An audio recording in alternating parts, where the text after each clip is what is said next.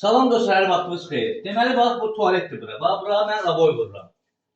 Komedi kanalında ki, fikir vermiş, baxmamış. Həsrət ki, aboy vurub, gəl həsrət ki, aboy vurub ki, niyə aboy vurmuşsan? Bax, niyə olmur? Aboy vurmaq olur, özü dərk kimi, çiçək kimi də çıxır. Bunun üstündən qəşəng lak dolğuda vurursan, olur çiçək kimi, su zat dəyəndə problemi olmur. Həqiqətən də super çıxır. Özü vuranda çalışın, güllü aboy, çox dağınıq aboy vurmuyor.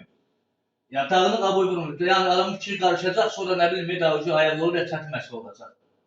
Özə güllü çəyli aboy vurun ki, elə bir cənnətdə o meşəlikdə oturmuşsunuz da, meşəlikdə getmişsiniz ayaq yoluna bir yerə oturmuşsunuz. Fikir verib gör, nə gözəl çıxır. Yəni, bu aboy vuran ustalarımız da var, onlar hamısı səhv edirlər. Aboy tualetə hamama vurulur. Fikir ver, gözəlliyinə bax, bir bunun aşağısında zəhmət olmasın. Fikir ver, gör nə gözəl görünür. İndi bir buna qiymət verir, zəhmət olmasa. Aşağıda kayıt işarəsi var, onu kayd edin, bir yorum yazın. Görün, nətərdir mənim üçün, xoşunuza gəlir, yoxsa yox. Sağ olun, Allah tüm sıralarını şinavan eləsin.